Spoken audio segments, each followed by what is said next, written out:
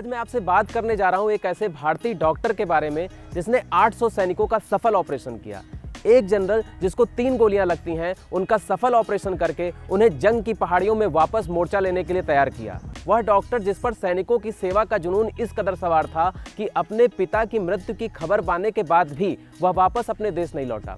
और यह सब वह भारतीय सैनिकों के लिए नहीं कर रहा था, बल्कि चीनी सैनिकों के लिए कर रहा था। ऐसा देश जिसने 1962 में हमारे देश पर हमला किया, जम्मू कश्मीर राज्य के बराबर की जमीन पर आज भी वह कब्जा जमाए बैठा है।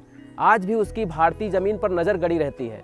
इसके बावजूद उस डॉक्टर ने चीनी सैनिकों का इलाज क्यों किया? उनका इलाज करते करते उसने अपनी जान क्यों दे दी? इस सब के बारे में मैं सतीश सिंह आज आपसे बात करूंगा। इस कहानी की शुरुआत होती है 1938 से, जब जापान दुनिया की सबसे बड़ी सैन्य शक्ति के रूप में उभर चुका है। उसके बम वर्षक विमान लगातार चीन पर बम बरसा रहे हैं। चीन के कई महत्वपूर्ण सामरिक क्षेत्र उसके हाथ से निकल चुके हैं। चीन में सैनिक तो हैं, लेकिन उनका इलाज करने वाले डॉक्टरों की भारी किल्लत है। ऐसे समय में माओ त्से तुंग भारत से मदद मांगते हैं। पंडित जवाहरलाल नेहरू की अपील पर 5 डॉक्टरों की टीम तैयार होती है। ये सभी डॉक्टर स्वयंसेवी थे और इन्होंने पड़ोसी देश की मदद करने की नेहरू जी की अपील को स्वीकार किया था। इस टीम में थे doctor M Atal, doctor Dwarkanath Kotnis, doctor BK Basu, doctor M Cholkar और doctor Mukherjee. Doctor Mukherjee, doctor M Atal और डॉक्टर M चोलकर चीन की आबो हवा से सामंजस्य नहीं बिठा पाए और बीमार होने के चलते वापस हिंदुस्तान लौट आए।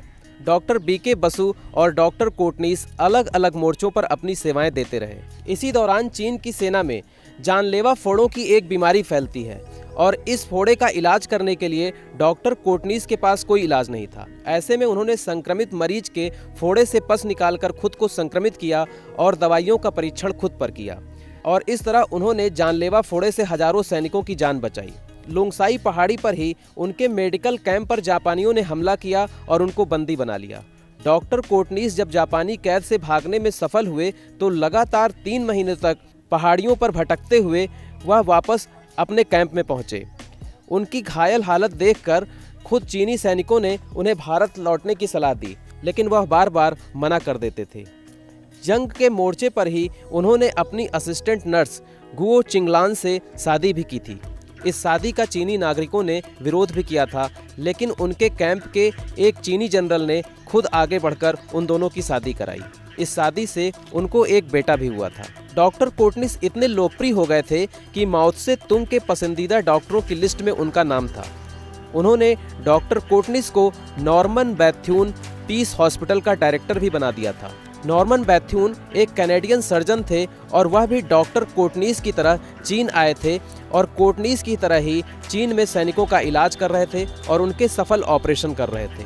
दिन रात की मेहनत, बेसिक सुविधाओं की कमी, तनाव का माहौल, इस बीच doctor Kotnis parasitic infection of central nervous system के शिकार हो गए।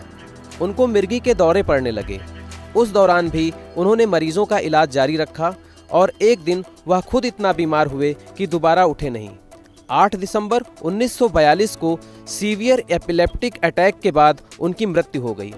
डॉक्टर सर्जन की जब मृत्यु हुई तो वह महज 32 साल के थे। उनकी मृत्यु के कुछ समय बाद उनकी पत्नी और उनका बेटा उनके गृहनगर जाकर एक पेड़ भी लगाते हैं उनकी याद में, जो कि आज भी उनके गृहनगर में मौजूद है। उनकी याद में चीन में आज भी हुबेई प्रांत में एक म्यूजियम है। जब भी चीनी राष्ट्रपति भारत आते हैं या कोई डेलीगेट्स भारत आता है चीन से, तो उनके परिवार से एक बार जरूर मिलता है। डॉक्टर कोटनीस से उन डॉक्टरों को प्रेरणा लेना चाहिए जिन्होंने आज चिकित्सा को एक सेवा की जगह व्यवसाय बना दिया है। डॉक्टर कोटनीस से चीन को भी सबक लेना चाहिए, उनसे एक सीख लेना चाहिए।